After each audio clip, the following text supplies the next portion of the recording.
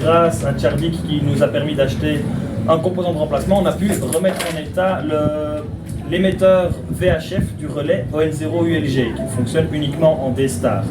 Donc c'est un relais qui est là depuis 2012 même, je pense, avant, à mon avis. Si je ne me trompe pas, c'est le premier relais D-Star VHF de Belgique. Je me souviens qu'on avait déjà eu ce débat avec Tchardik et je crois que finalement c'est nous qu'on avait gagné, on était les premiers. Enfin, en tout cas des relais D-Star VHF, profitez-en parce que il y en a très très peu. ON0ULG est un de ces deux-là. Donc je suis arrivé à l'université, j'ai vu qu'il y avait une installation, mais pour ainsi dire avec juste des LED qui clignotent et rien de plus. Donc on a refait l'inventaire, l'état des lieux, on a reconnecté tout, on a réinstallé le gateway. Je vais vous expliquer un peu plus tard ce que ça, à quoi ça sert et ce qu'on peut faire avec. Et donc actuellement il est opérationnel à, je dirais, 90%. On peut faire beaucoup de choses avec, mais il y a une ou l'autre petite fonctionnalité qu'on doit encore probablement soit vérifier, soit corriger. Et vous allez comprendre pourquoi après. Premièrement, D-Star c'est qui? Donc vous voyez 4 logos principalement sur le slide. Ceci c'est le JARL, Japanese Amateur Radio League. Merci. Donc c'est voilà, l'équivalent de l'UBA au Japon, on va dire. Vous voyez à gauche ICOM, qui est l'équipementier principal pour le D-Star, et Kenwood qui fait également quelques portables D-Star. Si vous voulez du relais D-Star de type matériel commercial, ce sera ICOM. Il y a du homebrew qui existe, Pierre m'en a montré pas plus tard que tantôt. Le 4e logo, alors ça ça me tient à cœur de le préciser, c'est DVSI. DVSI, c'est entre autres grâce à eux en fait qu'on a pu arriver au D-Star, c'est des fabricants d'un codec. Donc un codec c'est un mot qui veut dire codeur-décodeur. Et donc on prend la voix, on l'encode, comme ça elle passe dans très peu de débit. On l'envoie de l'autre côté grâce au D-Star et puis on la décode et on restitue le signal. Alors c'est grâce à eux qui ont fait une puce qui fait un codec qu'on appelle AMBE, ou AMBE 2+, enfin voilà, AMBE il faut retenir. Mais on a un petit problème avec ce codec AMBE de chez DVSI qui est qu'il est payant. Si vous voulez utiliser le codec AMBE, vous êtes obligé d'acheter la puce AMBE qui est une puce qui coûte son prix et qui limite assez fort le développement de modes digitaux avec ce codec-là et donc qui limite le développement de l'équipement autour du D-Star. C'est pour ça qu'il y a d'autres modes qui sont apparus. Donc voilà, c'est quoi maintenant? C'est le second mode radio amateur. Alors certains disent le premier, d'autres le second. C'est numérique en VHF. Il y a plusieurs bandes, je vais y venir. Donc, alors moi j'ai dit le second, pourquoi? Parce qu'on a la X25 qui est la version amateur du X25 qui est lui un protocole parfaitement professionnel pour le réseau, mais parfaitement vieux aussi. Mais donc c'est le second mode radio amateur, vraiment mode dédié radio amateur. C'est le premier pour la voix par contre, le premier mode digital radio amateur pour la voix, c'est le D-Star. Il y a d'autres modes utilisés par les radio amateurs pour faire de la voix, le DMR, le P25, j'en passe.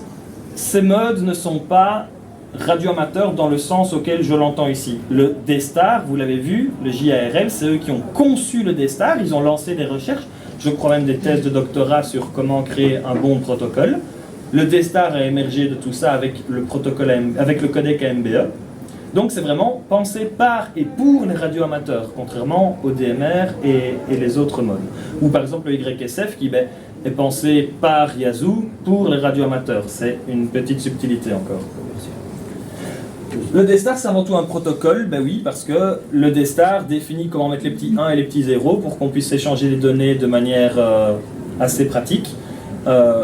On peut y transporter de la voix, comme les données aussi passent par le D-Star. Donc le D-Star n'est pas uniquement parlé, ça peut aussi être échangé des données. Et alors, il est principalement actif dans les bandes, ça va être principalement 70 cm en Belgique, mais également du 2 mètres, comme je l'ai dit tantôt. Et alors, là, on va un peu monter en fréquence. On a le 23 cm, 1,2 giga, 5 cm, et 3 cm qui est le 10 giga. Donc ceci c'est du 5,6 gigas je crois. Je vais vous expliquer aussi sur le slide qui suit pourquoi toutes ces fréquences beaucoup plus élevées. Alors je vois ici dans les petites notes que j'ai prises qu'on m'a dit le seul mode vraiment radio-amateur que j'ai vu passer dans un mail, que je suis obligé de contredire bien évidemment, puisque maintenant nous avons un deuxième mode radio-amateur par les radioamateurs pour les radioamateurs qui s'appelle le M17 et ça peut être le sujet d'une autre présentation entièrement. Alors, ça c'est la meilleure image que j'ai pu trouver dans les spécifications du protocole des stars. Donc si vous allez sur le site de l'UJARL, vous avez un lien, vous avez un PDF qui écrit comment faire le protocole des stars si jamais vous deviez refaire vous-même sur votre matériel par exemple. On voit beaucoup de choses, on va essayer de simplifier ça. Donc on voit par exemple qu'il y a une première zone ici et une deuxième zone ici. Alors évidemment les Anglais nous ont gratifié de zone et area qui se traduiront par zone et zone en français, donc c'est pas pratique. Donc secteur, merci, ça c'est très bien.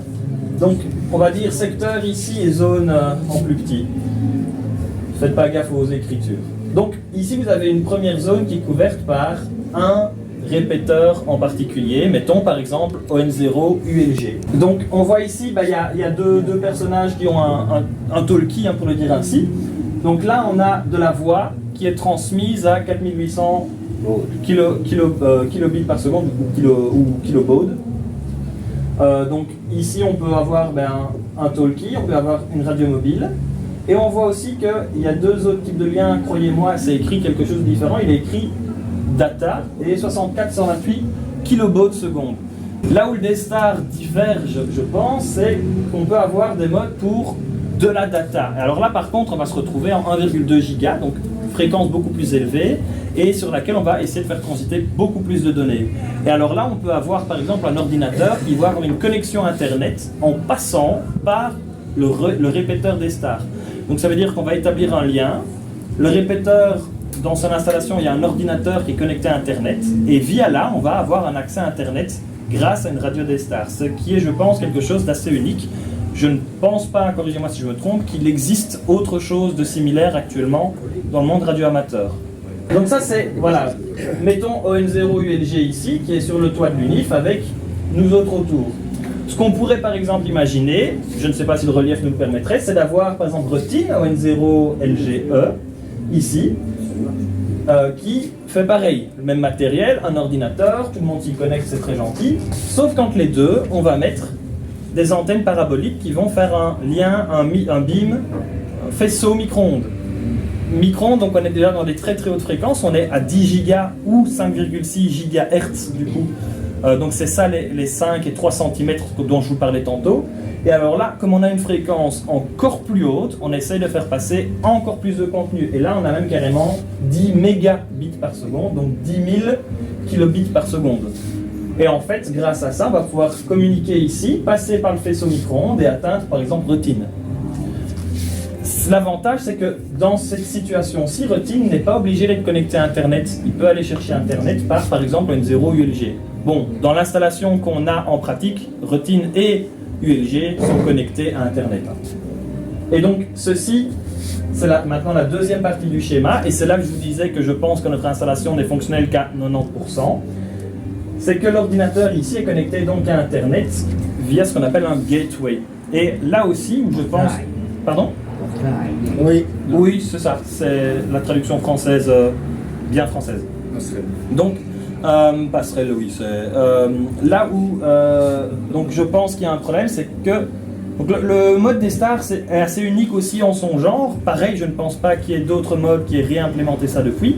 C'est que si par exemple Paul est à Friedrichshafen, il a son portable des stars, il a émis avec son portable des stars sur le relais local. Le réseau des stars est conscient et sait que Paul se trouve sur le relais près de Friedrichshafen. Et donc, ce que je peux faire, c'est dire, bon, mon call sign, ON4 MOD, via ON0 ULGB, via ON0 ULG G, donc le G c'est pour le gateway, et là ça veut dire on passe par Internet, et puis je dis jusqu'à ON6 DP. Et le relais va lui-même aller sur Internet, regarder dans la base de données. Ah, lui, je l'ai vu à Friedrichshafen. Envoyer le paquet jusqu'à Friedrichshafen, le relais de Friedrichshafen le reçoit et les met en radio. Ce que je veux dire, c'est qu'on n'est pas obligé de savoir où se trouve la personne à qui on parle, simplement du moment qu'elle s'est fait savoir sur le réseau, qu'elle s'est fait connaître sur le réseau et qu'elle a émis une fois, le paquet va être automatiquement redirigé vers le répéteur qu'il a entendu en dernier. Et c'est là que je pense qu'on va avoir un problème sur ON0ULG parce que je pense que cette partie-là n'est pas fonctionnelle pour une sombre histoire de configuration réseau dont je vous passe les détails. Alors Morgane, tu as fait le parallèle avec la X25. Il y a des choses que je retrouve un petit peu du temps de la X25, c'est se signaler et être présent quelque part, c'est le connect dans le temps de la X25. Et puis quand tu as des faisceaux hertziens avec des paraboles, c'est ce qu'on utilisait comme backbone, je vais dire, du temps de la X25 aussi, me semble-t-il. Donc je faisais le parallèle entre les deux techniques. Ok. Donc c'est un peu la même philosophie, mais c'est pour moderniser en fait. Non seulement de data et moderniser avec un nouveau protocole. Okay. D'accord, ok, merci.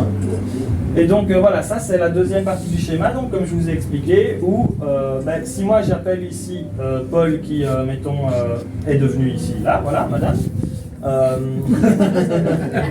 Je l'appelle, ça passe par le gateway, il y a la magie qui opère, on sait qu'il faut ressortir ici, et lui va émettre automatiquement, et pour autant que Paul tende l'oreille, il m'entendra. Voilà, donc ça c'est un peu la magie du D-Star, présentée assez sommairement. Si vous voulez plonger dans les détails techniques de comment on le fait, quels sont les appareils, il y a matière à s'amuser. Donc le réseau principal par exemple utilisé c'est le US Trust. Donc c'est fait par ICOM, enfin oui si c'est fait par ICOM, donc c'est un supplément au D-Star si vous voulez, hein. Mais c'est comme ça que c'est prévu pour être utilisé, conçu par ICOM, développé par ICOM. Il existe aussi d'autres moins payants, clairement, gratuits open source, qui s'appellent par exemple IRC-DDB, qui fonctionne sur, peut-être que vous avez déjà utilisé le protocole IRC, le chat en ligne. Voilà, je vois certaines personnes qui s'en sont servies. Pardon ? Non, IRC c'est en ligne, c'est sur Internet. Et en fait, donc le IRC c'est un chat qui passe par certaines fonctions du réseau IP qui permettent de contacter plein de personnes d'un coup très facilement. Et donc, il y a une implémentation D-Star qui utilise ça par exemple. Donc voilà, si jamais vous êtes curieux de savoir ce que c'est, comment ça marche, sachez que maintenant ON0ULG est à votre disposition. On va essayer de travailler à le rendre 100% opérationnel très bientôt.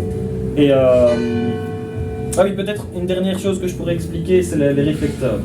Il n'est pas encore sur IRC-DDB. Alors on a le plugin IRC-DDB, mais en fait on ne sait pas être et sur le G3 de ICOM et sur IRC-DDB pleinement. Donc c'est le G3 avec un plugin IRC-DDB qui est un peu réduit en fonctionnalité. Et donc oui, alors il existe des réflecteurs en D-Star, mais comme dans d'autres modes en fait.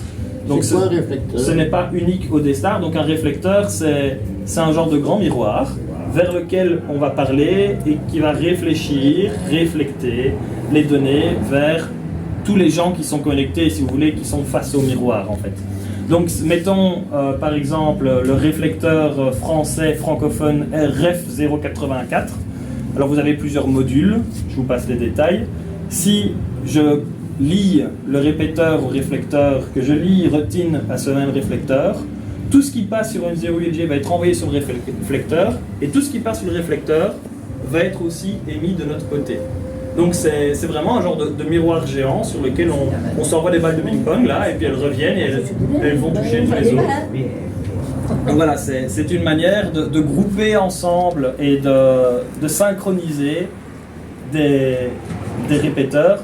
Et alors évidemment, maintenant, il existe des réflecteurs, mais ça c'est Paul qui vous en parlera si vous avez des questions, parce qu'il s'y connaît beaucoup mieux que moi, des réflecteurs multimodes, que ce soit pour du YSF, du D-Star, du DMR, du M17, voilà, tout. Voilà, ce sera tout pour moi. Merci Morgane, on l'applaudit. Morgane pour ton travail et merci de remettre ON0ULG D-Star en service. Au plaisir.